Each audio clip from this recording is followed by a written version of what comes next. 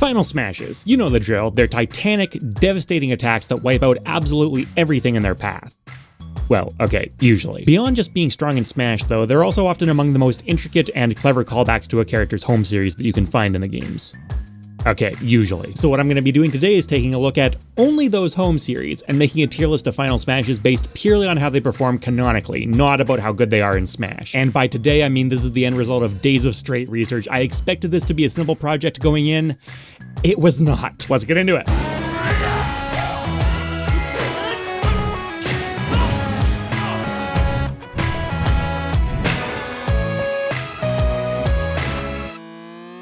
You know what's fun? Video games. You know what's less fun? Internet browsers. Opera GX, today's sponsor, is here to close that gap. I use my PC for recording, gaming, recording games, and then we get into Photoshop, video editing, Blender. And I also like to have a lot of browser tabs open at any given time, which makes this GX control panel over here in the corner absolutely perfect. I can turn on a RAM limiter and use that to control how much memory is allowed to be allocated to my browser, and I can do the same with the CPU limiter here. I did a test where I cranked those limiters right up, opened 50 tabs of YouTube, and if we look at the diagnostics, sure enough, the resource count stayed nice and low. Compare that to the same test done with Chrome, and it becomes pretty obvious that it's hogging those resources a lot more. All of this with a process that's effortless to control on the fly and keeps the tabs loading smooth as butter when you want to come back to them, and also, I lied. Chrome had 50 tabs open, Opera GX had 100. Another really cool feature of Opera GX though is mods. So as you can see, this already looks like a very sleek modern browser, and suddenly you have not only custom wallpapers, but a lot of custom sound design too.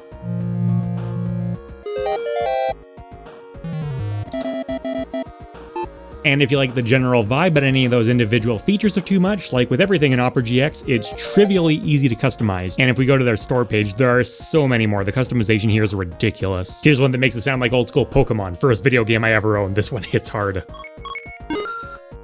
And that also means I grew up in the era where video game magazines were still very common and popular. And one thing that was really cool to find in them was free games. And if I go over here to, again, this really handy sidebar, GX Corner is basically just a digital version of that. This hand-curated, constantly updated list of free games and deals and new game announcements and trailer drops. Look at this, Birthday Bash sale, highlighting Steam sales on Resident Evil, Spider-Man, Persona, right beside an action roguelike sale. GX Corner's own dedicated Hottest November's release video, same place. I wasn't kidding, Opera GX really does make browsing the internet more fun and more video gamey. And if you want to try it for yourself, you can download it for free using my link in the description and pinned comment. Let's start off with Donkey Kong as a nice straightforward example, right? Pretty simple concept. All he really does is punch you a whole lot, and then he gives you a real big punch right at the end. Yeah, makes sense. Those punches actually do a lot though. So first off, this is directly taken from DK Jungle Beat, and he uses it to take out much bigger foes than himself. And he's not exactly a lightweight to begin with, right? So already there's a pretty high bar. It gets a lot more dramatic than that though, because you want to know what happens when DK punches something really hard, and given this is a final smash, yeah, he's obviously punching something really hard. He punches hard enough to knock the moon out of orbit. Now here's where I need to start making some calls on this, right? Because the actual punch that he does there looks a little bit more like a wind-up punch, which actually is pretty directly comparable to DK's neutral special in Smash. That may well be where they got it from. So should I be judging this other punch that he does, this massive flurry followed by another colossal hit, in the same camp? I'm going to be asking a lot of questions like this throughout the video, and the answer is it depends, but in this particular case, because they're just punches, they're relatively straightforward and easy to understand, I think that one massive punch is relatively translatable to another one. If it used a magic system or something like that, it would be a different discussion, but as is, Donkey Kong gets the first apocalyptic threat ranking of the video. Now in comparison, let's take a look at Bowser. So this is another huge punch. In fact, he's a much bigger character physically,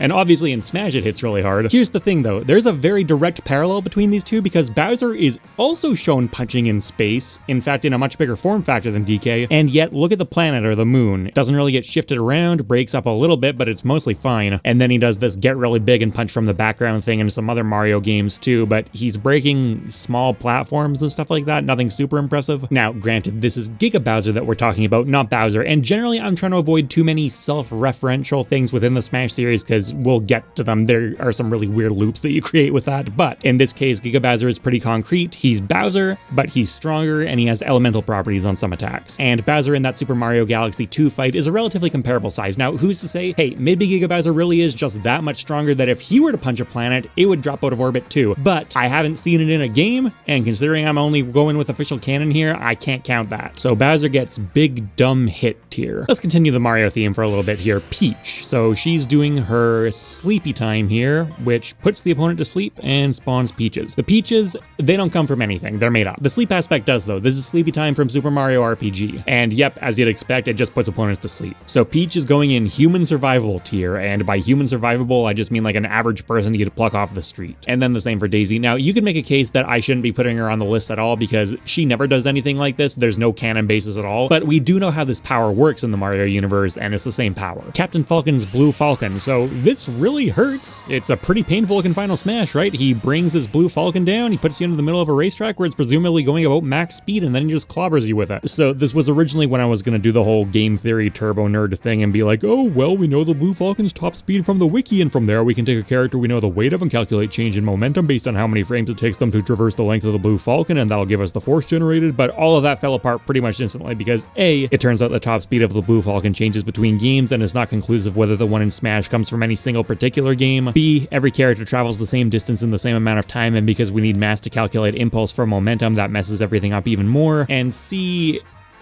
who cares? The answer's a lot. It's a lot of force. That's really all it is, though. It's just a car moving fast. There is a little bit of arcane nonsense going on in the F-Zero universe, but as far as the actual vehicles are concerned, the Blue Falcon's not propelled by magic, it's propelled by plasma. Take a look at the anime where he delivers an explosion that's so powerful that it can be seen from all across the Milky Way. Do you notice that he has to leap out of his car to make that happen? And for the most part, I'm really just focusing on mainline games unless there's a really compelling reason not to, but it's just one more example. Yep, big dumb hit, not human survivable, you're not walking away from it, but there's no funny business going on here. It's just a car. And then we have Mario with his Mario finale. So this is one of the first final smashes. It's from back in Brawl when they weren't generally as reference heavy as they tend to be nowadays. So Mario doesn't do anything directly like this in the Mario games. This kind of fire association obviously originally stemmed from the fire flowers, which are pretty effective projectiles. They're useful on a lot of regular enemies and very good on many bosses, but also not one-hit KOs on bosses, and there are plenty of enemies that they just don't really do anything on either. Mario shows other fire-based abilities throughout the games as well though, and I think the one this is by far the most comparable to is the Ultra Flame from Mario RPG, where it's a very powerful special move that takes a lot of resources to perform and does a lot of damage. It's nothing game-breaking by any means, but it is quite a powerful unlock. So Mario is going to get big supernatural hit tier, and the reason I'm putting it over big dumb hit tier is because, I don't know, let's say that Ganondorf brings up a big barrier around Hyrule Castle, and then Mario gets dropped into the middle of the Zelda universe and throws a firestorm at it. Does it go through the barrier? Well, I have no idea, and then you start arguing based on different series magic systems and stuff like that, whereas if Captain Falcon was dropped into the Zelda universe and just drove his Blue Falcon at it, why would it do anything? It's just a car. Admittedly, not a flawless system, and I may come back and revisit some of these later, but for now I think it makes more sense. Alright, then Ridley's Plasma Scream. So he puts an opponent onto Samus's ship out in space, and then he shoots his plasma breath at it, and it blows it up. But if you look in the background, the ship is actually doing okay. It's still just fluttering along back there. Now, the impressive part of this final smash is supposed to be shooting Samus's ship down, but that's not actually all that special. It's gone down plenty of times before, and it can self-repair, and Samus always survives. Doesn't even need to be some kind of boss level threat to disable it. The plasma breath aspect is interesting though, because it does hit the character on the ship directly. Now in Metroid, Ridley does make use of plasma beams. Samus survives it in power armor, which plenty of characters have in some form or another throughout the Metroid universe, but I couldn't find anything saying that just a regular person would survive it. And the other big knock against it being human survivable, they're in space. And space in Metroid works pretty similarly to how it just does in the real world. So even though the focal point of this final smash, that ship blowing up, is actually human survivable, I think it dodges that ranking. As for the plasma breath, it's not supernatural, but I also think big dumb hit seems a bit inappropriate too. And the space aspect, many characters in the Smash series could actually survive just fine, so I think it's going in mediocre tier. The Links have some interesting stuff going on. So this is adult Link with his ancient arrow, and this is a very, very direct reference to exactly one game, Breath of the Wild. And it's really powerful. First off, it's being fired from the ancient bow, which is just a strong weapon in general. High attack stat and launches arrow is exceptionally straight, but the star of the show is definitely that arrow. Very rare and expensive resources in Zelda. They kill any Guardian instantly, they kill any other mini-boss instantly. They don't insta-kill bosses though. There is a limit to its power, and for the speedrunners who just fire an ancient arrow and then have it stay in place during the cutscene to insta-kill a boss through a glitch, shut up, that's clearly not what I'm doing. This is technically more technology than it is magic, although in Breath of the Wild, they're essentially indistinguishable from each other, and magic certainly does exist in the Zelda universe. I think it belongs in the same tier as Mario. Big big supernatural hit. It's another very expensive attack with a lot of payoff behind it. Young Link doesn't get that. He gets the Triforce Slash, where he traps opponents in the Triforce and just hits them a lot, and then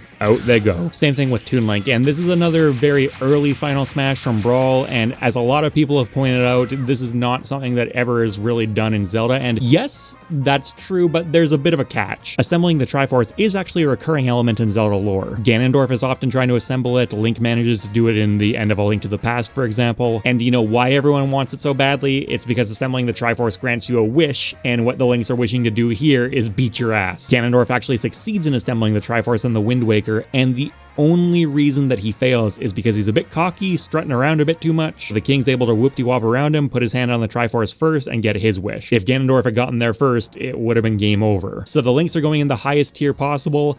Unstoppable. There's nothing you can do. They're beating your ass with it now. Just be thankful they're doing that instead of Thanos snapping everyone, because if they wanted to, they could. And then we have Little Mac turning into Giga Mac here, and he just does a similar thing to DK actually. He just punches you really hard, and it makes sense because in Punch-Out, Giga Mac is a super state that you can go into during the multiplayer mode, and yeah, it's a similar thing. He's a bigger, harder hitting Little Mac. Not actually insanely powerful though, because he's also slower and can be stunned easily. He's still wearing boxing gloves even in his transformed state, and maybe that's why even the untransformed Little Mac can take a hit from him just fine, and Little Mac is basically just a dude. He's more or less just a guy from the Bronx. Human survivable. Then we have Fox here, and he brings in his R-Wing, and they're shot out into space, and then everyone fires at them, and then they blow up. Take a look at Falco, and he's going to do pretty much exactly the same thing. Yeah, the flying's a little bit different, but other than that, the details are basically identical. And then Wolf shows up, and he's using the Wolfins instead of R-Wings, but other than that, it's basically the exact same thing, just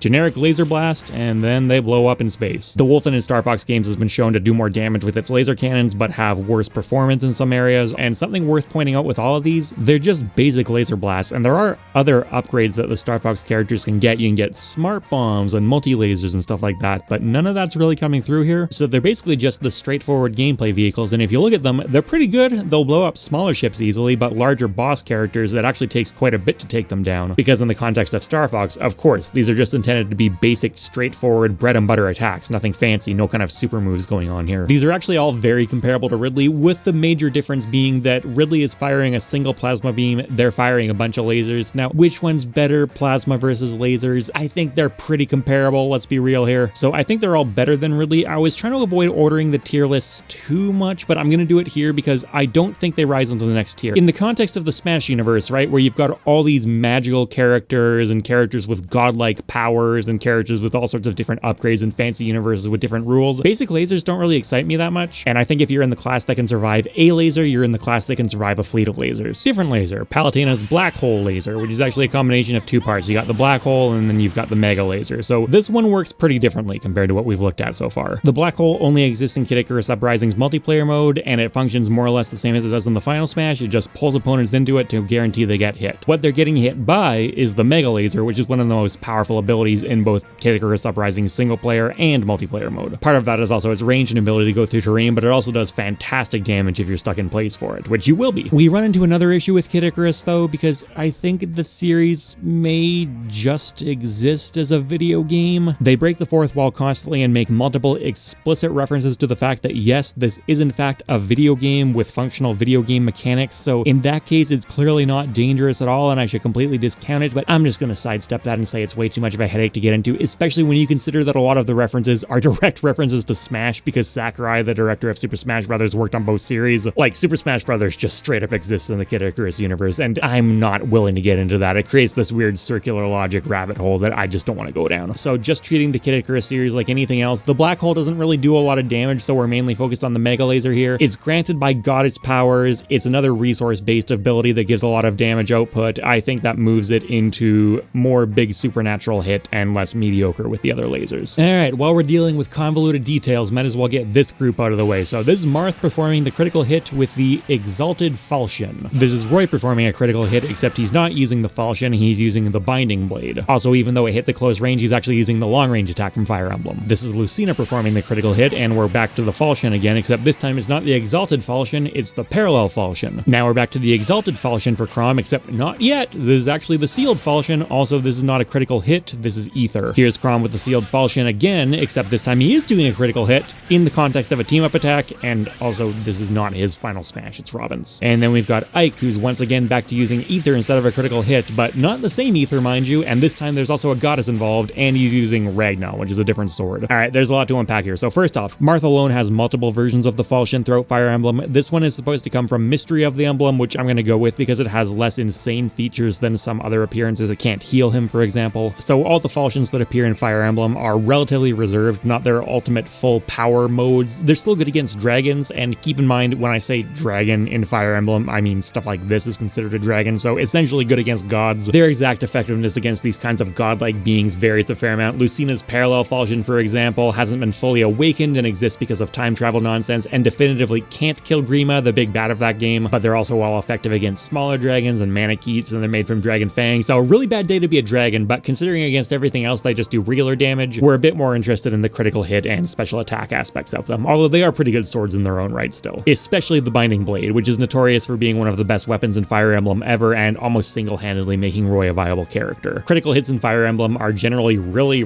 good. They do triple damage. As for Chrom's Ether, this is a combination of two different skills in Fire Emblem. You've got Soul and Luna. Soul heals the attacking character while Luna cuts the defense of the defending character, and when you tally up the total health differential, it's roughly in the same ballpark as a critical hit. Now, Ether has worked a bit differently across multiple Fire Emblem titles. In Ike's first appearance, Path of Radiance, is actually pretty similar to Chrom's. In Radiant Dawn, however, which is where the blue fire comes from, so it's what we're looking at, Soul alone inflicts triple damage in addition to the heal, and then you also follow that up with Luna. And then if we look at lore instead of mechanics, and this video factors both in, then the blue fire is coming from one goddess to help him kill another goddess, so, you know, pretty good. When Chrom reappears in Robin's final smash, they're doing a pair-up, which is from Fire Emblem Awakening. This means that Robin gets some bonus stats, and Chrom can also chime in with some additional actions. Here, he's doing what's called a dual strike, and on top of that, it's also a critical hit because his cut-in animation is playing over it. Robin finishes things off with Bolganon, which is basic fire magic in Fire Emblem, but it's very good fire magic. It's the high-tier stuff. So I think I'm going to create a new tier called Critical Hit, which is, you know, a big supernatural hit with some extra stuff on top of it. And this is definitely where Roy, Marth, and Lucina go. Chrom as well, because as we talked about, his Ether functionally is kind of a critical hit. Ike's Great Ether, on the other hand, is going to get Critical Hit Plus, because Soul alone is a critical hit that also heals him, and then Luna follows it up, and you've got the goddess empowerment thing going on. Yeah, I think it should be a step above the rest of them. Robin's going to go up there too, because it literally is a critical hit plus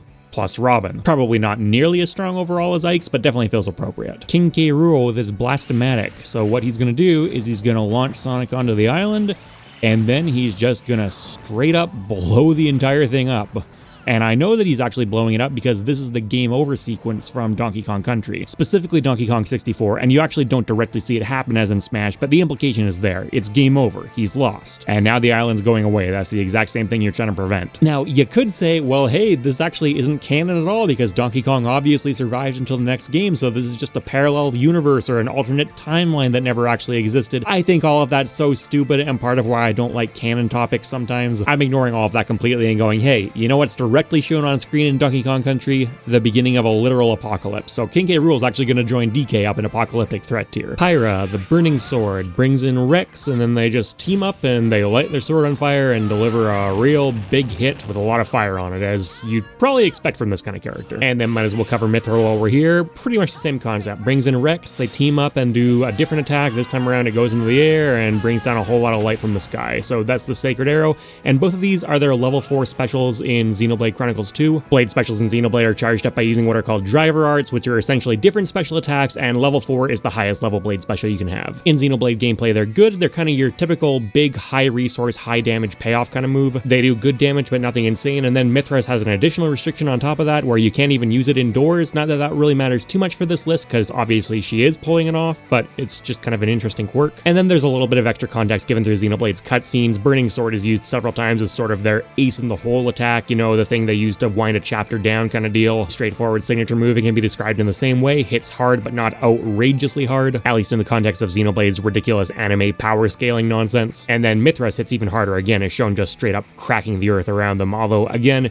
by the standards of the series, that's not too insane. They're both going to go in big supernatural hit. Mithra a little bit ahead of Pyra, I would say. They're very solid, but there is crazier stuff going on in Xenoblade. For example, chain attacks, which is exactly what Shulk does for his final smash, and he even cheats because in Xenoblade, chain attacks are done between 3 characters. He's clearly bringing in more than that. Chain attacks are another resource that have to be charged up in Xenoblade. You can use a bunch of different methods to do this that essentially boil down to attacking good. These can potentially keep going for a massive amount of time and do huge damage even to very large enemies. And again, that's with 3 characters, whereas in Smash, there's a 4th character, Fiora, in there as well. This never happens in Xenoblade, so I'm not even really sure it should count, but it doesn't matter because it's not actually going to change its tier placement regardless, and that is going to be Critical Hit Plus. Critical hits exist in Xenoblade, and this is clearly much better. And then we have Rob's Guided Robo Beam. This is an interesting one. It's just a lot of lasers, which sounds good on paper, but there's kind of a catch going on with Rob. Here's the thing. Rob was used to play video games, but he never actually appeared in the games. He was a peripheral, like a literal plastic toy that you used as a surrogate controller. And what that means is that canonically, he's from the real world, and I gotta judge him by real world standards. The actual beam that Rob emitted was based on optoelectronics to help him control the game, which are useless. They don't do anything. Let's be more generous though. So we do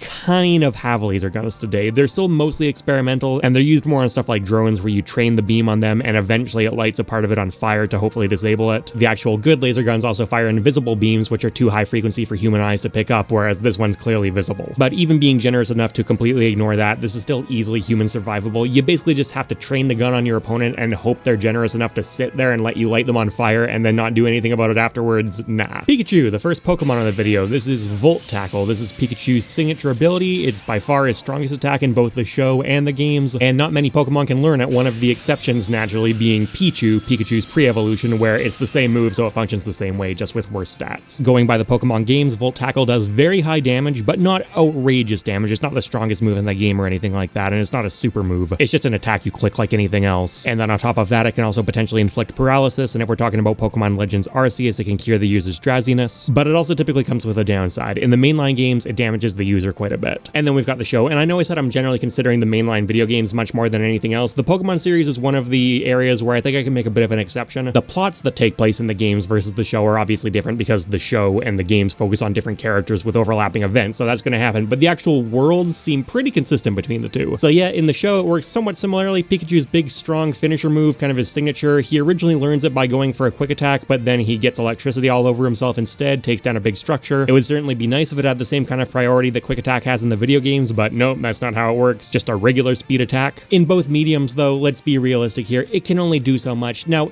the Pokemon Company has been extremely biased towards Pikachu, whether we're talking about the games where it can learn this outrageously overpowered signature move, and it can get its own signature busted item that massively ups its attack stats, or in the show where it's straight up the protagonist's partner. Pikachu is the mascot of the franchise, so they've been very good to it, but let's be real, it's still not a fully evolved Pokemon. And even its evolution in the grand scale of the Pokemon world is not really anything particularly impressive. Let's also not forget that Ash with Pikachu has lost plenty of times. It was only very recently where he finally managed to win a big tournament, and it was major news. Pichu's not helping that case either, and at the end of the day, I think these are again just sort of big supernatural hits. Now, this is the first point where something a bit screwy starts to pop up on the tier list. We've got Pikachu hitting you and Pichu hitting you above Giga Bowser hitting you, which seems a bit strange. I've been sitting here thinking about whether this is the first point I need to revamp the tiers a bit, and actually no, I don't think so. This is not Smash Brothers in real life, right? This is a canon video. I'm pulling from directly what's showcased on screen between these different series. The simple reality is that whether we're talking about from a story or mechanics perspective, Volt Tackle is just shown doing more impressive stuff than Bowser's punches do. I also needed to consider whether these should go in human survivable just by the nature of Pokemon battles. You know, if they destroy a Pokemon, they knock it out instead of killing it. If they defeat a trainer, he blacks out or whites out. But there is plenty of material, whether we're talking about stuff that pops up in Pokedex entries or from the show, that make it pretty clear, no,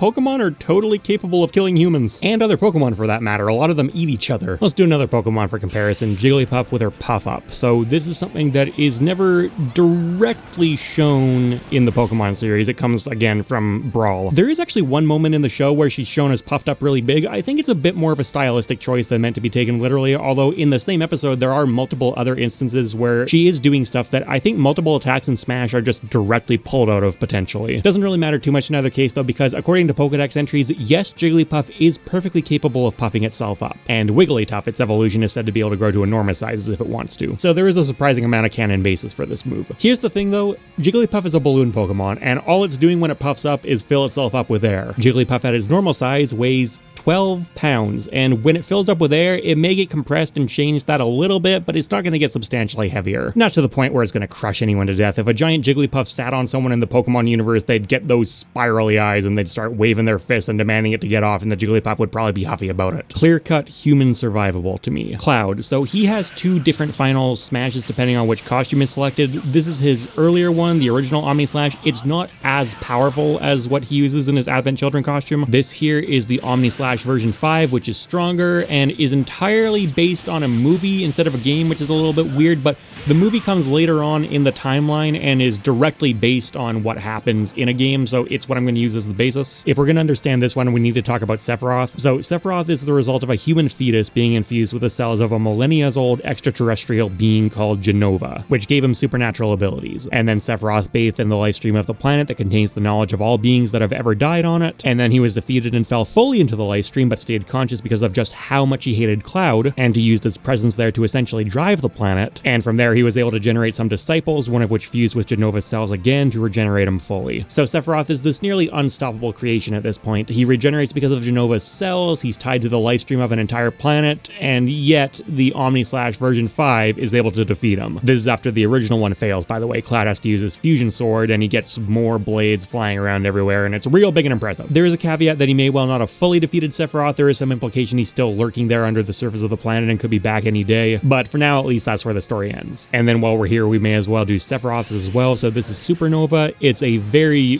very cut down version of an attack from Final Fantasy VII, which has an animation that's like 2 minutes long, although the gist of it is preserved here, including the random status effect given afterwards. So the Supernova comes from Safer Sephiroth, who has been absorbing life stream under the planet for 7 years and fashioning a new godlike body for himself, but he doesn't actually quite manage to get to god status. Sephiroth's goal was to use the Meteor spell to summon a meteor which would wound the planet, which would force it to bring out a huge amount of life stream to heal itself, and at that point he'd take it for himself and essentially be turned into a god. This never actually happens though. He gets stopped before he reaches that point, and Safer Sephiroth is the form he's in before he manages to make it to god status. In this form, he's still obviously very powerful, and Supernova summons a different comet or meteor that goes right through planets and destabilizes the sun, which causes it to expand and swallow your party up. That obviously sounds completely outrageous. Cloud and his team have been swallowed up by the sun. Game over, what can you possibly do from there? There's a bit to consider here though. First off, Sephiroth can do this more than once in a fight. That's kind of weird. And second off, no, it's not game over, and in fact, in the international release of Final Fantasy VII, this can't kill you. It takes away 15/16 of your health and inflicts a status condition, but you will always survive it. This obviously doesn't make a lot of sense, and it's a rabbit hole I needed to dive down, and I came across all sorts of explanations like, oh, well, you see, the fight takes place in the center of the planet, and that means everything's in a dreamlike state, and this is all just an illusion, and that's why you get mental status effects. That one seems a bit iffy to me because it does still damage you very heavily, and that one's all just purely fan theory stuff, which I'm really trying to avoid where I can help it. Another explanation I came across, which I like more and seems to be supported by other Final Fantasy games, is that yes, the Supernova Sephiroth summons is real, but it's taking place in an alternate dimension, and then there's so much energy generated from that supernova that it can bleed through dimensions, and this energy is what's damaging your party. So that sounds like an apocalyptic threat, even if the apocalypse is happening in a different universe, but that raises a big question here between mechanics and lore, because if in Final Fantasy VII this can never actually kill you, doesn't that mean it has to go in human survivable? Which side do I want to lean into more? Potentially a very tough call, but thankfully I get to sidestep it a bit because in Final Fantasy VII's Japanese release, the original release, Supernova doesn't do any of this 15/16 stuff. It can absolutely just kill you. So call that the tiebreaker if you need to. Honestly, I probably would have gone with apocalyptic threat anyways, because even if your actual party can't die, again, the other universe that the Supernova is going off in certainly is, but that definitely pushes it over the edge for me. As for Cloud, I'm going with Omni Slash version 5, the more powerful version, and I've seen no evidence that you can do anything about it. It's made other spin-off appearances, it's shown up in Final Fantasy fighting games and in Kingdom Hearts, but as far as mainline appearances go, it's basically just the movie, and if it can stop Sephiroth in his alternate, reincarnated godlike state, I don't know what else I'm supposed to say here. It's a spiky-haired anime protagonist invoking the power of love and friendship and everything he cherishes. If you want to stand in the way of that, you go right ahead. Steve with his House of Boom, so he brings up a giant piston, which doesn't actually exist in Minecraft, but Then a bunch of creepers and a bunch of TNT blow you up. Relatively straightforward. Yep, in Minecraft, TNT blows you up, creepers blow you up, they damage the ground around them as well. Not really much more needs to be said. They're big dumb hits. Kazuya with his final blaster. So he goes into the devil form and then he shoots a bunch of laser beams at you. And yep, it hurts. This comes from 2 fights at the end of Tekken 7. Against Akuma, who's making a guest appearance from Street Fighter, he walks it off just fine. That's pretty understandable though. This is Shin Akuma. He's a powered up version of an already quite powerful character. He's pumped up on the effects of the Satsui no Hado, the killing force. But the other guy he uses it on is Heihachi after he's already beaten him up quite a bit, and Heihachi gets up from it too. Now, Heihachi is obviously very strong in his own right, and there's also some implication that Mishima is maybe descended from a thunder god, but he's definitely closer to just being a guy than Akuma is. An old guy who's already taken a beatdown. Now, to be fair, the blast that Kazuya dishes out is enough to make him easier to eventually defeat, but he's not even defeated while Kazuya is in his devil form. That devil gene is also not at its full strength because it's being split between Devil Kazuya and Devil Jin, Kazuya's son. At the end of the day, Kazuya is absolutely trying to kill these people, and he just can't pull it off, so I've got to go mediocre again. Just not a good day for lasers. And then we have Pokemon Trainer's triple finish, where all 3 Pokemon come out and fire off a powerful attack at the same time, and it says it's super effective down there, and I believe it because this is a fire, grass, and water type attack all being used at the same time, and in the Pokemon universe, the only mono type that resists all 3 of those is Dragon. Squirtle is using Hydro Pump, Ivysaur is using Solar Beam, and Charizard is using Fire Blast. All of those have their own quirks in the Pokemon games, but bottom line, they're all pretty powerful attacks. Upper tier of damage for their respective types. Not super moves or anything like that, but quite good. In Pokemon, super effective attacks deal 2 times damage, and there's no indicator on the screen of anything being not very effective, so that means at a minimum, you're getting 3 strong attacks, and at least one of them's hitting twice as hard, so you're getting at least quadruple damage compared to 1 powerful standard attack. It goes even further though, because these are all what's referred to by the Pokemon community as stabs, same type attack bonus, so if a water type Pokemon uses a water type move, it gets a 50% boost in power. Same with grass, same with fire. Now we know there's no actual critical hit going on here to boost the damage even higher up, but what if one of them's quadruple effective? That's a thing. So even just taken at a baseline level, I think that you can make an argument for critical hit plus. With all those variables in place, I think definitely critical hit plus. I'll put it below all the god killing stuff though, even though you can fight god in Pokemon too. Dr. Mario, the Doctor Finale. So the reason this exists is because it's a direct clone of Mario. There's no indication of any kind that these kinds of giant lethal pills exist in the Dr. Mario world, so let's just take a broader look at the pills. In Dr. Mario, the pills are cure-alls that kill viruses. Now you may think, well, they might be used for some nefarious purposes. Wario wants to get his hands on them, but he just wants the money from having a cure-all. He's not planning to do anything evil with them. Well, what about overdoses? Do overdoses exist in the Mario universe? And I can actually confidently say no, they don't. In Dr. Mario, what you're doing is clearing viruses out of a bottle so that it can be used to heal people, and it does not matter how many vitamins you shove into that bottle. It's not represented in the mechanics of the game. It doesn't matter how many vitamins you shove in there, provided you get all the viruses out, you're good, and they can be given to patients. So that means Dr. Mario gets a new tier all the way down at the bottom called actively counterproductive. All you're going to canonically do with vitamins is make your opponent feel better. Ness, this is PK Starstorm, an attack that he himself never actually learns in Earthbound. But we do know how the mechanic works, and they even fixed it a little bit in Ultimate because he brings in teammates to help him out, teammates who can learn it. All of this applies to Lucas from Mother 3 as well. Never learns PK Starstorm, doesn't matter because he's bringing in people who do, and it functions pretty much the same between both games. Their late game area of effect attacks, they do good damage, but not outrageous damage. They're unavoidable, they can lower Psychic Shield. I'd say they're your pretty typical big supernatural hit. Richter's Grand Cross, actually a pretty similar concept to the coffin trapping and all that kind of stuff. That's made up for Smash, but the Grand Cross is a move that Richter does use in the Castlevania series. It originated as what's called an item crash attack in Rondo of Blood, and it's another big AoE damage but not outrageously high damage move that in this case costs hearts to use. That's the big resource you're paying with. I'd call it pretty directly comparable to PK Starstorm. Simon uses the same final smash even though he never does it in the mainline Castlevania games. He does do it in Castlevania Judgment, a fighting game that's maybe arguably canon. There's some time manipulation stuff going on there, but regardless, it's still a basic super move. Even if you do want to count it, doesn't really bring anything that new to the table. Goes in the same tier as Richter either way. Back to more concrete territory here. This is directly taken from exactly one game. This is Kirby's Ultra Sword from Return to Dreamland. It is a super ability, one of several he can do. In general, moment-to-moment gameplay, these are really good. They cover enormous amounts of space. They can cleave through big parts of the terrain as well as any standard enemies and any mid-stage bosses. It's more notable compared to the rest of the abilities though, because Kirby also uses this during the final boss against Megalore. It can break bosses' shields and also take them down in ways ways that other attacks don't. The thing is though, it doesn't actually succeed in killing Magolor, he comes back. Now, that's nothing to be ashamed of. Magolor is an interdimensional eldritch alien enhanced with the Master Crown, which is an ancient artifact that supposedly grants limitless power. The funny thing is though, when he revives after being taken out with the Ultra Sword, he evolves into an even higher form, which is also defeated by Kirby, but in that case, the Ultra Sword isn't even necessary. It does a lot though. It essentially takes down a cosmic god, forces it into an alternate form that Kirby can defeat, and then is also extremely useful for a very long time in moment-to-moment gameplay too. I'm going to create a new tier for that called outrageously powerful. Not quite apocalyptic threat, Kirby can't go and take over the earth with this thing. What puts it over the edge for me compared to something like Critical Hit Plus is the duration. Kirby can walk around with this for a very long time. I was kind of considering moving Ike up because he also does the god killing thing as a direct result of this attack, but I don't think so because he basically gets the blue fire,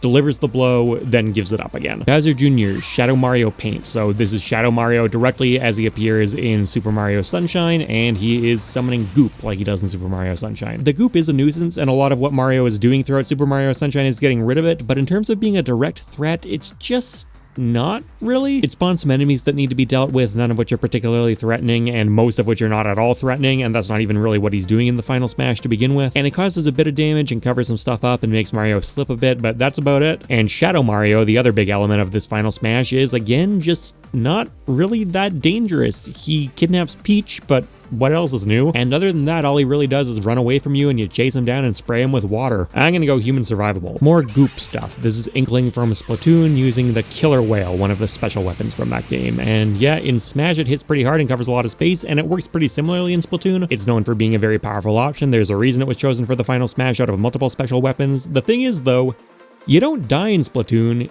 you get splatted. That applies to every attack that you take, including from the Killer Whale, and sometimes the Inklings are squids now, but sometimes they're kids now, and if they're surviving that as kids, that means I'm going human survivable again. I mean, if you want to get really technical about it, it seems like Splatoon takes place in our real world long after human beings went extinct, but considering how much like humans Inklings look, let's call it conversion evolution, the same thing that's happened with real squid and octopus eyeballs, for example, so I'm gonna take it as a base of comparison anyways. Village's Dream House, very weird one. These tanukis appear and build a house around you and then it blows up? I don't get it. And then Isabelle again with the Dream Town Hall. The tanuki show up, they build a different structure around your opponent, and then it blows up. What was the rationale behind these final smashes? I don't really understand. So originally I really wasn't sure what to do about this. Yes, there are fireworks in the Animal Crossing world and stuff like that, but I mean, no one actually dies in explosions, so really what am I supposed to do here? Is it just human survivable even though it shouldn't be?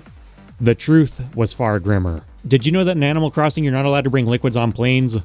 Yeah, that's a thing. There are a couple of ways that you can interpret this. If that sign is a ban on all liquids on planes, the rationale behind that is because they can contain explosive gels. If it's specifically a ban on aerosol containers, that's because on unpressurized flights, which it looks like a lot of Animal Crossing's planes would utilize, then they can spontaneously combust or blow up. In either case, the residents of Animal Crossing are worried about explosives on planes, which means explosives are dangerous, which means this is not human survivable. It is big, dumb hit for both of them. That's not something I was expecting to learn when I sat down to make this. More explosives. Diddy's Hyper Rocket Barrel moves around really fast, actually much faster than I think I've ever seen him go in the Donkey Kong Country games. The rocket barrels are shown to have a very high amount of thrust. You can hold DK up with it, that's pretty impressive. But overall, they're not even really a weapon. I'm not even gonna go big dumb hit for these, I'm gonna say mediocre, based on canon. Banjo-Kazooie, the Mighty Ginjonator. So this is taken directly from Banjo-Kazooie, more specifically it comes from the boss fight at the end of the first game. And pretty much that exact hypothetical scenario that I talked about earlier on does show up in that fight. So she puts up a magical force field around her, and initially Banjo-Kazooie can't break through, but then with the help of the Ginjonator statues, they can. Banjo and Kazooie need to activate all of them first, and then they assemble into a deity that can defeat Gruntilda, the main boss of the game. Not kill her, though. In fact, they don't even deliver the final blow that incapacitates her. That comes from a big rock that gets dropped on her. Big supernatural hit. And then we've got Bayonetta with her Infernal Climax. So this is essentially a combination of two very distinct powers from the Bayonetta series. First off, you've got Witch Time, and then she summons Gamora, who just does that. You're probably familiar with Witch Time through the Smash series. It's got a notorious reputation that's very well earned through Bayonetta, where it's pretty much equally as powerful. It does the same thing. It slows time down and allows her to get ahead of her opponent. That's a big deal. The more notable part of this final Smash, though, is when she calls on Gamora, the Devourer of the Divine, which is one of her most iconic summons from all across the Bayonetta games. Probably its most notable roles are the defeat of Acer, the god of chaos in Bayonetta 2, even though it did manage to originally corrupt it, and then later on in Bayonetta 3, it defeats beats Bayonetta, who spent her career routinely taking out titanic threats from heaven and hell. I can't call it unstoppable because, as I said, it was corrupted and Bayonetta also has the ability to control it. And I also don't really think I can necessarily go apocalyptic threat because the thing is, it's territorial by itself, it just likes to hang out in its patch of inferno, and Bayonetta is also not using it to create an apocalypse. Outrageously powerful seems like the place for it. Luigi's Poltergust GOO. This is taken from Luigi's Mansion 3, sucks his opponent in, fires them out of his Poltergust. More specifically, it's inspired by Super Suction when Luigi plugs into a power outlet and gets a boost in suction power. You can tell because there's a crackling electricity effect around him in the final smash, the same as in the game. And when he does that, there is a decent amount of suction force, enough to somewhat pull buildings apart. Not that firmly, not from the foundation up or anything, but rip walls apart, that sort of deal. The thing about the Poltergust is that its abilities are all really meant to be effective against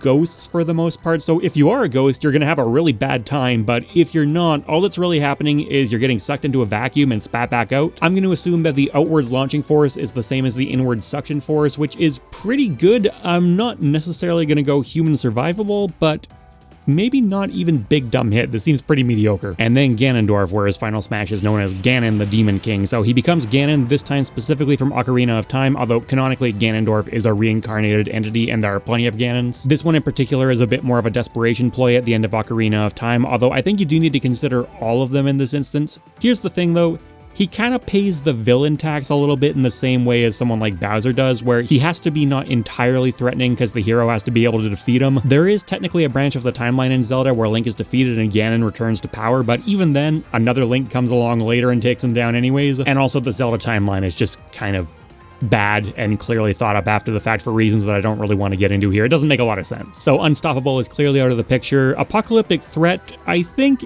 is fair because Link stops him, but if Link didn't stop him, then yeah, Ganondorf is pretty clearly set on causing an apocalypse, and I think he could. We're gonna have to cover the Mii fighters at some point, so this is Mii Brawlers Omega Blitz, just a very generic series of punches and kicks and a big slam at the end, exactly as you'd expect considering the Mii fighters are supposed to be generic. This is Mii Sword Fighters Final Edge, similar deal. Admittedly, a bit of a weird choice for a sword fighter. I don't really know why as a projectile, but then again, I can say that about a lot of Mii Sword Fighters kit in general. And finally, we've got Mii Gunner's Full Blast, and in this particular case, yeah, having it be a projectile makes complete sense. So let's just be clear here, the Miis are weird to talk about, right? There is a game called Miitopia that features Miis having an actual battle system and story to be told, but those don't involve brawler, sword fighter, or gunner, so I think it's kind of doing its own thing. If we're going to use the word canon to describe Miis, then I think that one's kind of off in its own corner with its own canon compared to most Wii games, for example, which have featured the Miis. And in those games, you know what happens if you change the appearance of your Mii? Nothing. It functions exactly the same, which leads me to say that canonically, the Miis are just playing dress up. You could say, oh, well, a Mii can be anything. It could be the strongest creature in the universe, so it has to go in unstoppable tier by default. I'm not going to. I don't think that's true. I think they're exactly what they look like. They're people playing dress up, and therefore, they are all human survivable. Next up, we've got Pit, who uses the Lightning Chariot from Kid Icarus Uprising specifically. It's the targeting reticule thing, a bit unusual for a Final Smash, but fairly intuitive. Both Pit and Dark Pit use the Lightning Chariot a couple times throughout Kid Icarus Uprising, and it's really powerful. Not only can it shoot very powerful weapons, but it also pierces force fields caused by goddesses, so you know, once again, that test that we talked about earlier is coming up and being passed. And it can also rip open dimensional portals on top of that, arguably even more impressive. If we look at its description in-game, it says its extreme speed is matched only by the destructive shots fired from the unicorn's horns. It's a very important item in Uprising, a series centered around wars between godly beings, and Pit needs to go out of his way to get it, and it makes an appearance multiple times, and is really helpful. Its speed and the destructive force that it's capable of through direct physical contact are both directly shown on screen, so I'm gonna go big supernatural hit over big dumb hit. This one, honestly, I think you could make a borderline case for outrageously powerful. It does have its limits though. It's not fast enough to just single-handedly escape Hades, for example. Palutena needs to step in and warp him out of there. Then winding the Kid Icarus series down, we've got Dark Pit using his Dark Pit Staff, which is just a fairly basic blast.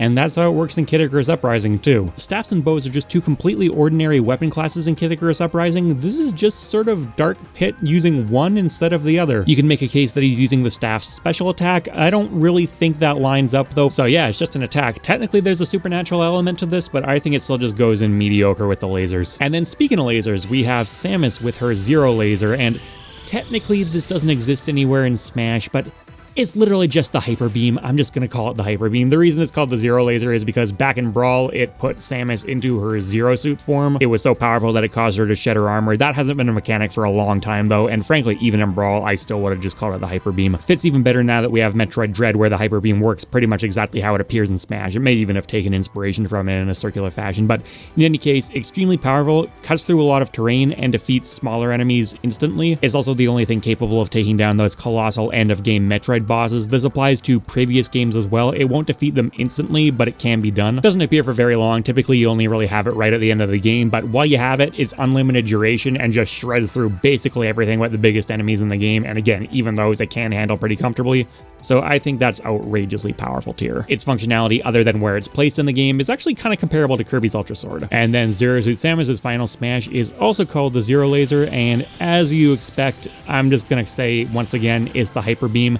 Its functionality in Smash is a little bit different. The appearance of the ship is a nice touch, but it's the same thing, and what do you know, it gets the same tier. And you know what, while I'm here, I think I'm gonna move Ike's up there as well. He's got the goddess killing aspect in there. And yeah, as I've alluded to throughout this video, a lot of characters on this list have killed gods. That's just something that video games really like to do, but no, this one's very explicitly, the blue fire is there because it kills gods. That's what it does. And then finally for Metroid, we have Dark Samus with the Phazon laser, which functions identically in Smash, but she's firing, or it's firing Phazon energy, which is this corrupting nebulous force, which is the focal point of an entire trilogy of games. Phazon is a poisonous, spreading, corruptive force that damages basically everything that it touches in a variety of ways. It poisons atmospheres, it mutates creatures, it was what spawned Dark Samus in the first place. If left unchecked for long enough, it'll kill an entire planet. That's what Samus needs to stop throughout the Prime Trilogy. Samus and a number of other bounty hunters also get corrupted by it, and all but her succumb to it permanently, and she comes close. She can use its force to push herself into what's called hyper mode, which you may kind of be able to take as what Dark Samus is doing, although Dark Samus also just does fire Phazon beam attacks throughout its boss fights. They don't look quite like this, but they exist. Dark Samus's attacks are more mild in comparison, but again, because there's not a particularly direct reference going on here, I'm taking a broader overview of Phazon, and it's not unstoppable because Samus does eventually stop it, but it's a semi-sentient poison that can zombify entire planets if left unchecked, so that sounds pretty clear-cut apocalyptic threat. Wario, turning into Wario Man after eating some garlic, where he just comes in and delivers a lot of punches and eventually farts you away. And this is essentially exactly how it works in the Wario games. Eat garlic, turn into Wario Man, go do superhero stuff. When I say go do superhero stuff though, there's a pretty clear-cut limit to it. Most of it involves opening bathroom doors for people, that kind of thing. If he tries to do anything especially superhero-y or super villainy, like stop a train for example, yeah, he gets his ass handed to him. If Wario Man goes into a machine called the Gravitator, he can get launched into space and form a power suit around himself, but A, he doesn't have that in Smash, so we're not really looking at it, and B, it's a valid point of comparison only because even in that, he's still not that hard to take down. That's not to say that Wario Man isn't stronger than a normal human though. He can survive being in space and falling out of space into the ocean, so that's something. And in WarioWare Touched, while he may not be able to stop a train, he can punch through a wall and also lift something up that admittedly does look pretty heavy. So it's not just some guy punching you. I think that gives it big dumb hit compared to mediocre or human survivable. Min Min, another bunch of punches. This is Arms Rush, which is just a lot of people from the ARMS series coming in and they're all throwing out a bunch of punches, and here's Min Min with another punch, and there they go. This exact scenario with the multiple characters is made up for Smash, but rush attacks are absolutely a thing in ARMS. It's just a basic series of punches that works more or less the same, except in Smash they're split between multiple characters, although because each character is delivering less punches, the overall rate of attack remains actually pretty similar between the two. And even as a super attack in ARMS, which is a fighting game after all, rush attacks aren't really anything particularly special. They do decent damage, but not outrageous by any means. They're not really what you base your strategy around. Certainly not Min Min. Big dumb hit. And while we're on the topic of fighting games, this is interesting. Ryu has two different final smashes. He's got this one, the Shin Shoryuken, a couple of punches into a giant uppercut. That's from point blank range. If he does it from further away, he instead throws the Shinku Hadoken, a really big vacuum fireball. I say fireball, and the base level Hadoken is the quintessential fighting game fireball. It's so iconic and was so influential that to this day, an entire genre of move type is still called fireballs in its honor, which makes it kind of ironic that the Hadoken itself is not actually a fireball. It's more like concentrated willpower shot out through your hands. In some instances, you can actually see hand-shaped imprints in it. It hits like a punch, not fire, and it's not hot to the touch. That's a lore thing more than a mechanics thing, but it turns out when it comes to Ryu, you actually need to pay a fair amount of attention to the lore here. So even though Ryu and characters like him are referred to as Shotos because they use Shotokan karate, they don't actually use Shotokan karate. And by the way, I did Shotokan for years, and that makes sense because very few of his moves actually look like it. The technique that Ryu actually uses is called Ansatsuken, the Assassin's Fist. That sounds pretty dangerous, but the thing is, Ryu's master, Goken, actually specifically set out to cleanse the style and make sure it's not lethal, particularly the Shoryuken. And this is the teaching that was passed down to Ryu, which he also practices. This push and pull towards tapping into the Satsui no Hado, the killing force, is a big part of Ryu's story in Street Fighter.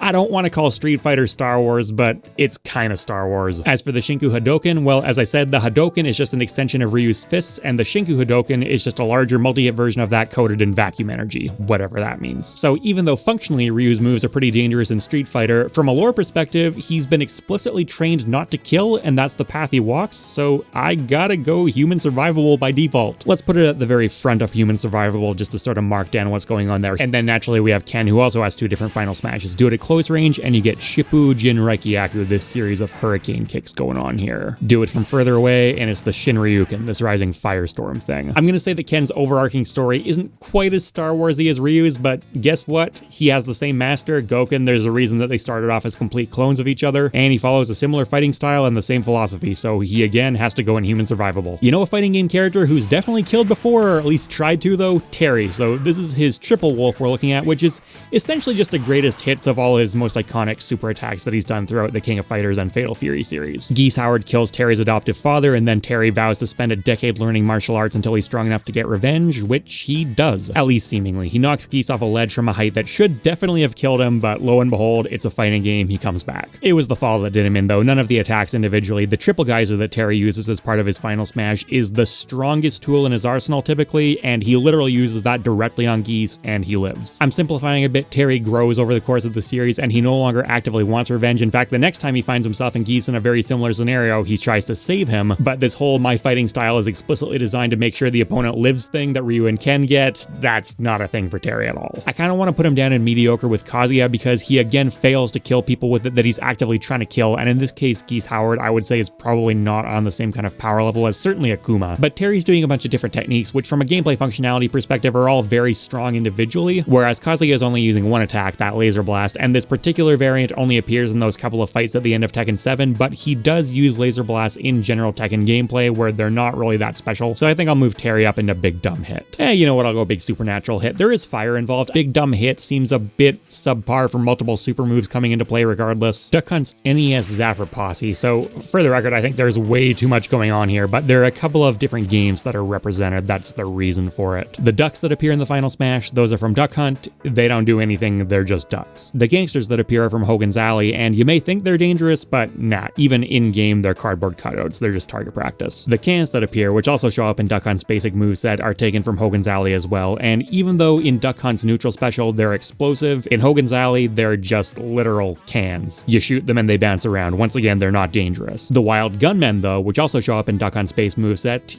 yeah, they're just firing straight up guns. They're old guns, but they're guns. I'm gonna put it in mediocre because for all that flash and noise, all you're really getting out of this are a couple old-timey gunshots, which a lot of characters on this list could survive just fine, but a regular human being, not so much. More weaponry. This is Snake's covering fire. He locks onto an opponent, and then some outside help at the end after the lock is done comes, and they get hit with a bunch of missiles. The Metal Gear series certainly doesn't follow all the logic of our real world. There is some crazy stuff going on, but their weaponry for the most part is just weaponry. It's very easily reflected in actual weapons that we have. So you can basically just take this to mean a bunch of literal missiles, and literal missiles sound like Big Dumb Hit to me. Alright, then coming back a bit later, a couple tweaks I want to make before we move on here. I think I am going to move Pit up into outrageously powerful tier, because the thing is, he is shown wounding Hades with the Lightning Chariot in Kid Icarus Uprising, and yes, it's not a kill shot, but Hades is a god, like a real proper god. They're at very high power levels in Kid Icarus, and is shown doing a lot of other really impressive feats as well. There's a bit of wonkiness going on in these tiers here, particularly with Wario. Wario Man is shown to have quite good survivability, but other than that, he doesn't really do anything especially dangerous, so having him above a fleet of spaceships shooting lasers at you and stuff like that seems off. So what I think I'm going to do is create a new tier called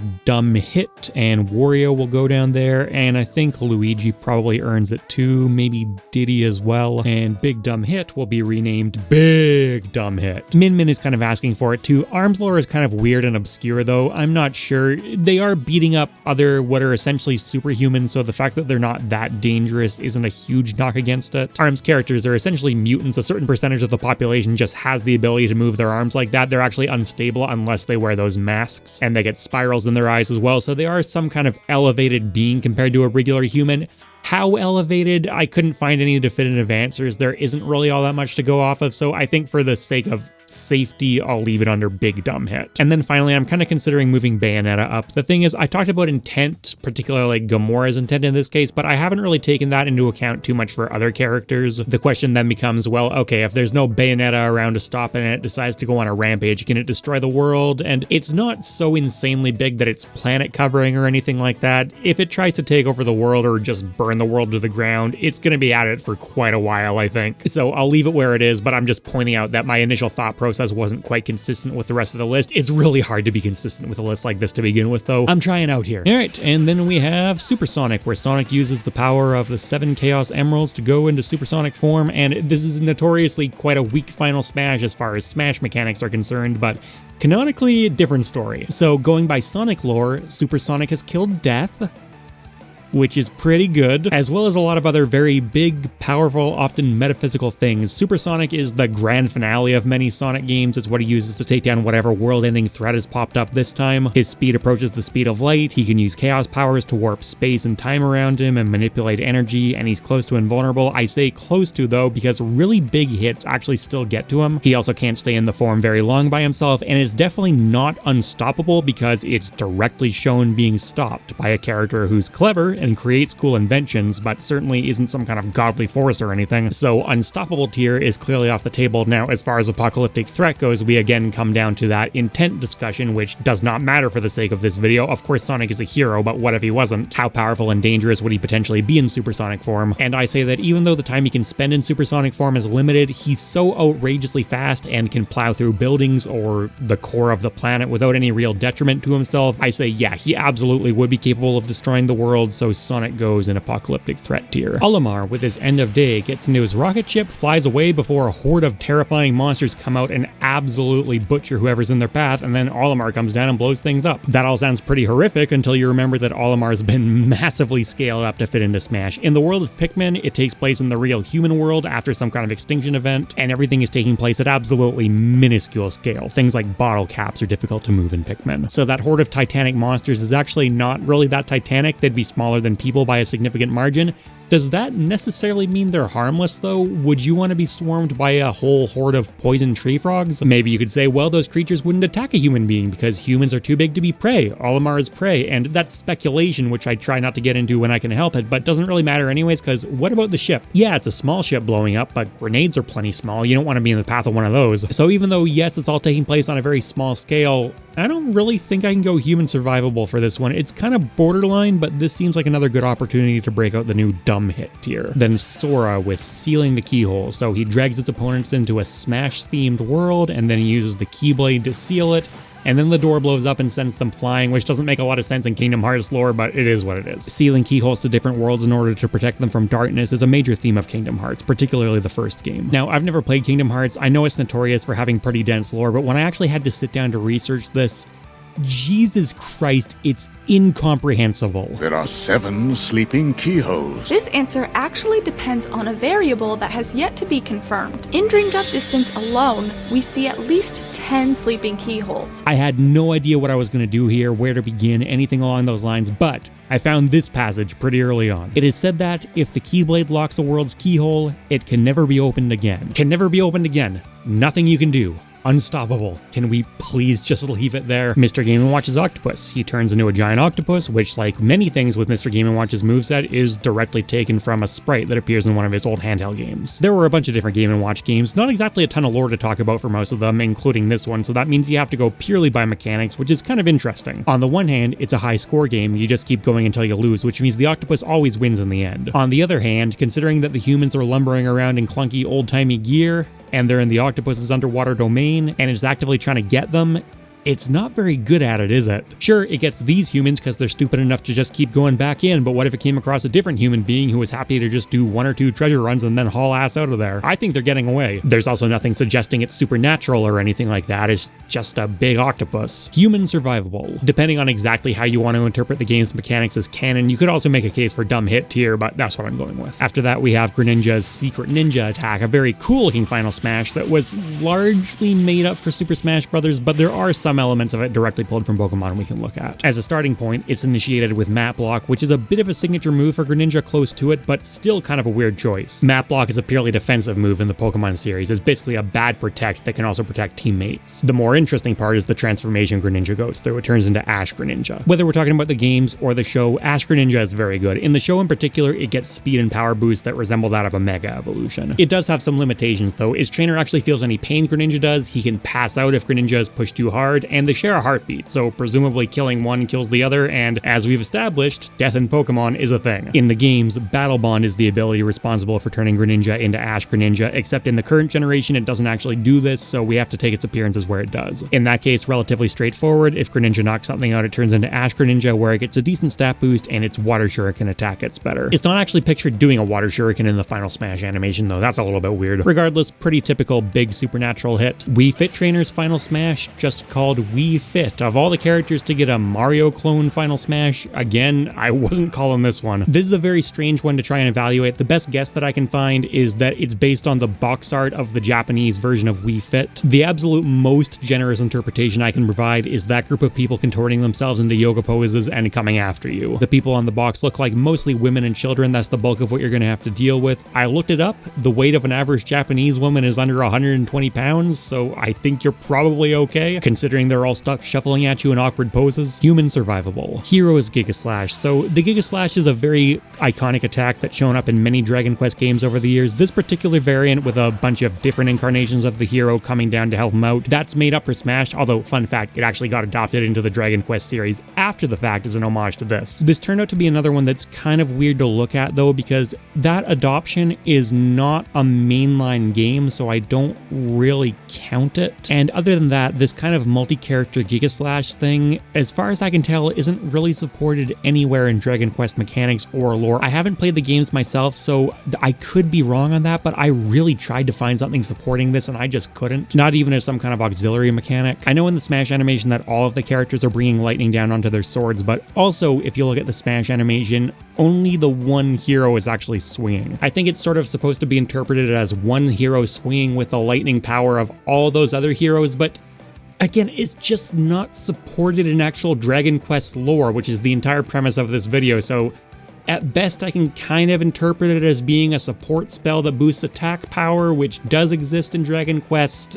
What else am I supposed to do? So let's say that, okay, you've got a marginally boosted Giga Slash. Now, that's being a bit generous, but let's go with it. So what does it mean? Well, Giga Slash in Dragon Quest is your typical big supernatural hit. It costs a lot of resources and it does a lot of damage, but nothing outrageous. And I don't think that's enough to change anything substantially, so it's still got to go in big supernatural hit. I'll put it up near the top, I guess, to sort of reflect what's going on with it. I don't know, this is a weird one. Another Final Smash that's playing a bit fast and loose with the lore. This is Byleth's progenitor god, Ruptured Heavens. Sothis comes down to help him out, and he does a big whip swing that cracks the earth, and that's what sends him flying. In Fire Emblem 3 Houses, Byleth has access to a very powerful attack called Sublime Heaven, which grants a better hit chance, critical hit chance, much more damage based on the user's magic power. It's effective against dragons in classic Fire Emblem fashion. Sothis is the progenitor god, so we've got another Fire Emblem character bringing in a goddess to help out, except this time it's actually not as impressive as Ike's, funny enough. Fusing with Sothis is something that Byleth actually just straight up does in Fire Emblem, and it helps them get out of a dark void, which is nice, but after that, we can just evaluate their performance as a typical unit, and they're very good after fusing with Sothis. They're a powerful unit like most lords in Fire Emblem are, but nothing that outrageous, and Sothis doesn't actually appear in any attacks like she does in the Final Smash, but the thing is, even in the Final Smash, she's not actually doing anything. I think you can interpret this as basically just being Ruptured Heaven, which means big supernatural supernatural hit. I don't even think I can say critical hit adjacent for this one. And then we've just got one Fire Emblem character left. This is Corrin's Torrential Roar, a move that plays even a bit faster and looser again with actual Fire Emblem lore compared to what we just looked at. Corrin turning into a dragon is something that happens in Fire Emblem Fates. It initially happens against their will, and even in their rampaging unchecked form before they get a dragon stone to rain their power in, they don't manage to kill Azura, and I understand they're maybe holding back a bit here, but damn, you know, I think if like a tiger had taken a swipe at her there, she'd be done for. The dragon form weirdly ends up being kind of weak and insignificant to the story overall, and if we look at the game's mechanics, not really much better. The dragon can't double attack, a lot of players end up reclassing Corrin, even though that means they can't use the dragon stone anymore, and in Fire Emblem Warriors, a non-canon game but one that largely does pull from canon source material, they even acknowledge just how weak Corrin's dragon form is compared to someone like Tiki. As for the water aspect of this, it's massively overblown compared to what Corrin has shown being able to do in Fire Emblem. Some characters, most notably Azura, do get to do some interesting stuff with water. In their case, it's still really just basic hydrokinesis. I just tried to reshuffle the tiers a bit again and create a supernatural hit tier, but looking at big supernatural hit, I don't think anyone else needs to be moved down to Corrin, and none of these really make a lot of sense to move up either, other than Dark Pit and Kazuya possibly, so I don't really think we need a tier for this. It's just mediocre. Editing MockRock stepping in here, I was a bit inconsistent with this one, considering that the Dragon Fang animation does use the water, and it's a pretty good skill, and that is kind of more the standard I've been using throughout the video. I think this would need to be moved up. I do catch this later on, just letting you know now though. The Ice Climbers with their iceberg, and this is one that's now getting arguably even looser compared to the source material, although at the very least some familiar faces do make an appearance here. Those would be the Condor, which are just a thing you grab onto at the end of bonus stages. They're actively helpful if anything. And then you've got the Polar Bear, which is technically dangerous, but all it functionally really serves as is a timer. It shows up and then it lifts the stage up, and if you're stuck on the bottom floor, you'll lose a life. As for the actual iceberg itself, what am I going to do? Comment on the terrain of the Ice Climber games, I guess? There are some hazards, sure, including stalactites, so I guess ice is established as dangerous in the Ice Climbers universe. The thing about icebergs or mountains or whatever is they're not scary unless you choose to go up them, so just don't do that. So that really just leaves us with the Polar Bear for danger, and I guess interpret that as a big earth-quaking stomp kind of deal. You've got the Condor in there actively being a homie at the same time though, so I guess they balance out to human survivable. I don't know. King Dedede with a slightly oddly named DD Rush, so he smacks his opponent into a fence, fires a bunch of missiles at them, puts on his mask as masked Dedede, spins around with a jet hammer, wallops him. This is a recurring boss fight, more so from the days when King Dedede was a straight up villain. Nowadays he tends to be a helper as often as not, and if you're gonna have alternate forms, they're more powerful ones where he's possessed or something along those lines, but we're not looking at any of those. He is very strong, the jet hammer is strong, the missile is a strong ability in Kirby that can destroy metal and stuff like that, but there's not really anything else going on. It's just kind of a bunch of big dumb hits, and so it's getting big dumb hit. And then we get to this Pac-Man Super Pac-Man, and let me tell you, the intricacies of Pac-Man lore were interesting to look at. In some incarnations of Pac-Man canon, the ghosts do appear to be literal ghosts. They're undead, they drop ectoplasm as they float around, they're actual literal supernatural beings. In other branches of the canon though, they appear not to actually be ghosts, they're monsters. They're physical, corporeal beings that just happen to look like ghosts. These incarnations of the ghosts show up in a lot of older Pac-Man media, and considering that Super Pac-Man, where this game literally comes from, definitely falls under the category of classic Pac-Man, and considering that Sakurai insisted on using the classic incarnation of Pac-Man so much so that if he was forced to use the updated version that was released later, he was considering just cutting him from the game completely, I think it's safe to say we're looking at classic Pac-Man here. So, Pac-Man is taking down monsters here, not anything supernatural, but that said, if you look at him in scale compared to the ghosts in Super Pac-Man, they're pretty comparable, and then when he eats a super pellet, he gets really big. As a counterpoint though, eating a super pellet only protects Pac-Man from the ghosts. He needs to eat a power pellet to actually damage them, which, to be fair, the Final Smash does do both. And then in Pac-Man World, which also features that classic Pac-Man, he's already shown being able to beat up much bigger and tougher monsters than himself, even at standard size, so presumably getting big only helps. So the thing is, this variant of Pac-Man isn't really shown doing all that much on screen besides beating up what are, in his universe, essentially just dudes, you know, scary dudes that can beat him up when he's not in Super Pac-Man form, but still, dudes. And then he can like knock down doors and stuff. He is really big and he is literally delivering hits, so I guess big dumb hit. This one really does feel kind of strange to be putting over stuff like a bunch of laser guns though, although functionally, again, the lasers that are shown are mostly very basic things or not particularly effective compared to this, which is clearly a super form state. I think I'm mostly okay with the distribution, but this mediocre tier really is becoming more and more of a thorn in my side. Okay, here's what I'm gonna do. Corrin, I think, has to technically go up in critical hit alongside the other Fire Emblem sword fighters. Then mediocre tier is being renamed laser tier, and then I think we can just move Duck Hunt down to dumb hit, because hey, you know what? Bullets, close enough. Sheik's Sheikah Dance. Now, as a lot of you would probably imagine, this does not directly come from the Zelda series. In fact, this variant of Sheik technically doesn't actually exist anywhere in Zelda. This is a costume that Link can wear in Breath of the Wild. Still, as with the other Zelda characters, we cover all possibilities, and there are a few interesting tidbits to pull from here. Sheik is an actual literal Zelda character, only exists in Ocarina of Time, where she's never directly shown fighting in any capacity. She's more of a guide character. However, that being said, while it's not directly shown on screen, there is official Ocarina of Time artwork that does show Sheik fighting alongside Link with a dagger. Kind of up in the air whether you're able to interpret that as canonical. I think you probably can, but even in that case, look at what she's fighting. Any of these things particularly scary? No. The other variable you can take into account is this is using the Breath of the Wild / Tears of the Kingdom incarnation of Sheik, or the Sheikah costume, including a weapon that looks a lot like the Sheikah blade, specifically the 8-fold blade. So there is some material to pull from, but unfortunately you don't get that much out of it. In Breath of the Wild, it's just a pretty mediocre weapon, and in Tears of the Kingdom, it does do additional backstab damage, but in Tears of the Kingdom, which I know hadn't even been released when Smash Ultimate came out, but just run with me here, base weapons, which is what Sheik is using in Smash, kind of suck. You really need to fuse them with something else. And even if you want to interpret the final Smash as being Sheik doing a backstab, because she does sometimes, she doesn't always deliver a backstab. That seems like a mistake. I'm trying to be as generous as possible here, but there's really nothing impressive going on. Dumb hit. And then wrapping up the Zelda characters, we have Zelda herself with the Triforce of Wisdom.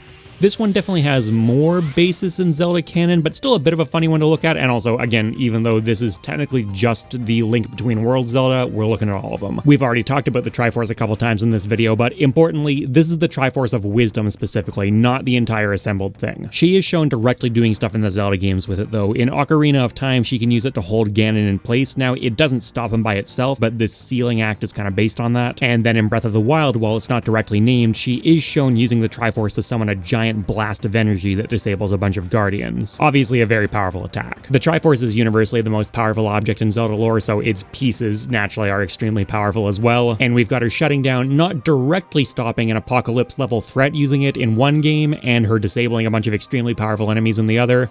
I think that lets it go up into outrageously powerful tier. Below the completed Triforce, obviously, and below Ganon, which she does need help to deal with. That seems fair. Yoshi with his Stampede, and this is another weird one to look at, because the thing is, this is one of those very self-referential Final Smashes. The first time it showed up was in Smash itself, specifically Melee's opening cinematic, and I don't know what you want me to do with that. The closest we can really get to a canonical appearance is the mini Yoshi Stampede attack from Paper Mario: The Thousand-Year Door, which, yeah, it came out after Smash, so it's probably a Smash reference itself, but it's something. In which case, it's just a relatively unimpressive low-damage AoE attack. There are a lot of them, and I can see a bunch of lizards trying to Mufasa you being potentially scary, but I think I gotta go dumb hit. This one's arguably even human survivable. You know, if you're in the middle of a stampede and you just curl up into a ball, maybe you'd live. There are a lot of Yoshis. I think they just slip into the tier above. Then we get to our other self-referential Mario character though, Piranha Plant summoning PD Piranha, and this time around, even though PD Piranha is a character that does appear canonically in the Mario series, I have no choice. I have to go with the Smash angle here. This is just straight up, unabashedly, unapologetically the boss fight from Subspace Emissary mode in Brawl, where PD Piranha is the first boss of the game. Now, even though all the characters in Smash are canonically depicted as toys representing the actual characters, presumably they have the same traits as those characters. So what does this variant of PD Piranha actually accomplish? Well, he kidnaps Zelda and Peach. That's nothing special. And then he gets beat up by Kirby, and yeah, that tends to happen. None of his attacks within Smash are especially powerful, and then even if we take a broader look at him as he appears throughout the Mario games, again, they're just not really that threatening. I know he's big, but I can't even really go big dumb hit for this. It's just dumb hit. And then we have Mega Man with the Mega Legends, and generally I've been looking way more at the actual attack itself than the lead into it, but it is worth knowing that this starts out with the Black Hole Bomb, And then, of course, he summons all the different Mega Men, plus Proto and Base, and they all fire their busters and the enemy goes flying afterwards. The Black Hole Bomb is a good but relatively standard weapon in Mega Man. It is to kill small enemies, but not stronger ones. The main element we're interested in here are the busters, though. Lots of Mega Busters, plus the Proto Buster and the Base Buster, all of which are made of highly compressed solar energy, which is pretty cool. In terms of power level, though, we kind of just run into the laser thing again. These are all their basic weapons, and they function like basic weapons. I did spend a bunch of time researching each individual buster to see if there was anything super standout about it, and as far as I can tell, no, not really. So they're lasers, plus a bit of something else for the Black Hole Bomb, which, you know, is nice, but lasers. Next up, we have Rosalina bringing out the Grand Star, which appear in both Super Mario Galaxy and Super Mario Galaxy 2. Not directly in this weaponized form, but we do get some interesting context clues to work with. So in the original Super Mario Galaxy, 7 Grand Stars provide enough power for a self-contained space community to travel between galaxies, which means presumably each one is coming to the table packing quite a bit of energy. That energy is on display in Galaxy 2 as well, which technically is happening in a rearranged universe compared to the original Galaxy, where this time around they rip holes in space-time instead. Which variant shows up in Smash? Your guess is as good as mine, but in either case, there's obviously a tremendous amount of power in them. And then we need to look at Rosalina herself, who is an interesting case, because strictly speaking, she's kind of this omnipresent being that rules over space and time, but in lore she's only really directly shown in that kind of form during the collapse of a black hole that's rearranging the universe. You would imagine that if she's like that all the time, then why would she need Mario's help? It's a little bit iffy. Depending on how much you want to read into that celestial goddess aspect, you could go as high as unstoppable, right? Hey, she does what she wants, but I don't really think I'm willing to do that. Why can Bowser put up a legitimate threat if she can just stop anything anytime? Apocalyptic threat? Well, if the entire universe being broken down and rewritten doesn't count as an apocalypse, then I don't really know what does, but the Grand Stars aren't really causing that is the problem. So even though they're not directly being shown on screen, I think the sheer amount of energy they can generate and the fact that Rosalina herself clearly has some kind of godlike aspect together, I think you can interpret that as if they're being used as a weapon, they're a very powerful weapon. Joker using the all-out attack with a finishing touch, and this is basically just ripped directly from Persona 5, which I don't think I can show because those sparkles there,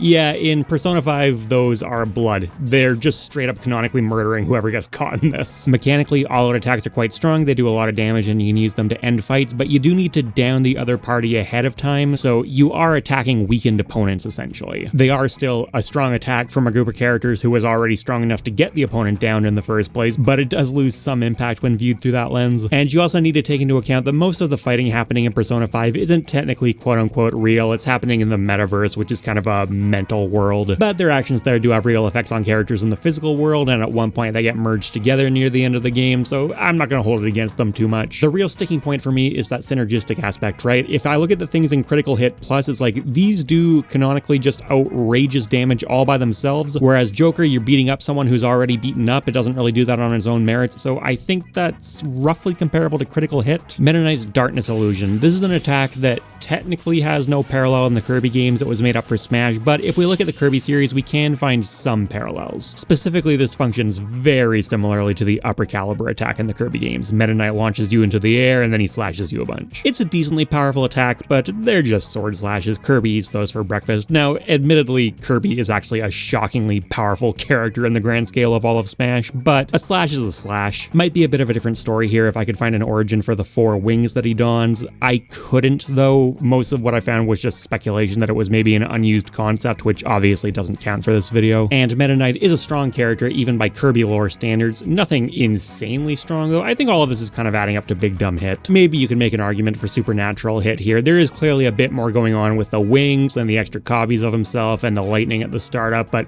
I need something more concrete. And that just leaves us with the last handful of Pokemon, starting with Incineroar and his Max Malicious Moonsault, which does not technically exist in the Pokemon games, but Malicious Moonsault does, which is obviously where this stems from, and it's what we're looking at. This is Incineroar's signature Z move, which are super moves, and specifically Generation 7 of Pokemon. You can use this to upgrade the Darkest Lariat. It does 180 physical damage, which is outrageous, far higher than any typical attack in Pokemon. 180 power in the Pokemon games is at least in the ballpark of a standard power powerful attack landing a critical hit, and you can kind of think of a lot of Zed moves as critical hit buttons, essentially. It is technically a bit stronger than you're going to get out of a typical critical hit, and the ability to bypass accuracy checks is obviously very nice. It does have some downsides in comparison, though. The Pokemon can't hold an item, and you can only use it once per battle, unless you're playing single player and you've upgraded your Rotom Dex, in which case sometimes you can get to. There's some hoops to jump through. Putting all of them together, I think it ends up in the same ballpark. Not much really happens in the show that makes me want to contradict this either. And then we have Lucario with Aura Storm. Turns into Mega Lucario, jumps up into the air, and fires a giant blast of aura down. Now, technically speaking, Aura Storm was made up for Smash, and in the games there's not too much comparable to it, but in the show it's a bit of a different story. Aura has a lot more applications there, including summoning a giant blast of energy. A slightly different form, admittedly, but that seems like much more the basis for this move in Smash. The other stuff Aura does in the show is less interesting in a video like this. It exists in all living things, so yep, we're back to Star Wars again. And it has uses like communicating from long distances and tracking things, and Ash has been shown using Aura to bring the dead into the physical world. So, you know, you could make an argument for Lucario summoning an unstoppable army of the dead, but I'm not willing to stretch that far. And then the other aspect of this is the Mega Evolution, which are pretty much what you expect. They're powered up versions of the Pokemon, and this one has more relevance to the games as well. Most notably, Lucario gets a massive stat boost to its attack, special attack, and speed, as well as a very powerful new ability called Adaptability, which powers up moves of the same type as him. So any fighting and steel type moves, which are exactly what he wants to be using anyways. It does cost you your held item like with a Zed move, but this time around Lucario can just kind of hang out in the Mega Evolution form. Now, in the games, Lucario has historically been a fairly strong Pokemon, but it's not really anything that special. In the show, it has a bit of special treatment. It's, you know, one of Ash's chosen few, but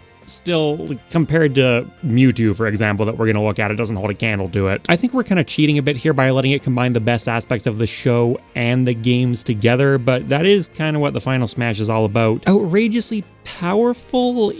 It does feel like cheating. Maybe this deserves its own tier. I mean, mechanically, it's nowhere near as powerful as a Chain Attack and Xenoblade. Critical Hit doesn't really make that much sense either. I think it's definitely better than Incineroar. Okay, I know this is not literally a critical hit or even that directly comparable to it, but I think Critical Hit Plus is about the power level we're ending up at. And that just leaves us with Mewtwo, who is another Mega Evolution, this time Mega Mewtwo Y using Psystrike, and this time around it's all basically directly sourced from the games. Psystrike is Mewtwo's signature move, and it's a very powerful one. It does 100 base damage, which is quite high. It's on the upper end of what you'll find, but it's not as high as some moves go. Even though it uses the user's special attack to calculate damage, it deals physical damage to the opponent, and the value of that obviously totally depends on whether they have good physical defense or good special defense. So the move Psystrike itself is very good, but not game-breaking, but you of course need to consider who it's actually attached to here. Mewtwo has been the final boss of numerous Pokemon games. Its stats are outrageous, specifically its offensive stats, and then Mega Mewtwo Y specs even further into special offense, so this is one of the hardest hitting moves that you can muster in Pokemon. Lore-wise, it's also ridiculously powerful. It was created by mankind to be the perfect Pokemon originally. Extremely powerful psychic abilities, deals with most threats quite easily. It's definitely on a different level than most Pokemon in the world, but not all of them. Even from its very first appearance, it was locked into a battle with Mew, who it was cloned from, not able to beat it directly. And of course, in the games you're able to catch it, and this was canonized in the show as well. Red, who is literally the star of the original game, uses a Mega Charizard to take down and capture Mewtwo. And then once you start introducing Pokemon that rule over time and space and essentially a creator god, power scaling starts getting a bit out of control for the original Top Gun. Mewtwo's a very powerful, very hyped up Pokemon. Can he go an unstoppable tier? Well, not if a Master Ball has anything to say about it. Apocalyptic threat? You know, that actually might be about right. Mewtwo would be at it a while, but he has abilities like mass mind wiping, generating giant energy explosions, throw a psychic Mega Evolution on top of that, and you know what? Yeah, I think I'm gonna put him in Apocalyptic Threat. Any last minute cleanup I want to do here? I think I do want a gun tier, partially because it doesn't really make a lot of sense to have bullets in the same tier as Yoshi's Horde, and partially because it's funnier. The Critical Hit Plus and Critical Hit names aren't perfect, but I think they get the point across okay. I'll leave them as is. Yeah, I think that'll do it. Take a look at the final list here. This has been the canonical Final Smash tier list. I think it worked out pretty well. Difficult to do, way more complicated than I was expecting going in. There are freaking RPG characters on here. Maybe I should have seen that coming, but it was a good time on my end, even though I'm sure some of this is wrong. I don't know all these characters equally. Let me know what you thought. Thanks for watching, everyone, and yeah, let me know how I did on the list. Likes and comments are a huge thing that YouTube uses to gauge whether a video should be passed around to more people, so if you think this one deserves it, much appreciated. You can check out another tier list video here, video on my main channel going over a full Ganondorf rework here, and patrons, YouTube members, and Twitch subs get cool perks like early videos and Discord access. Later, people.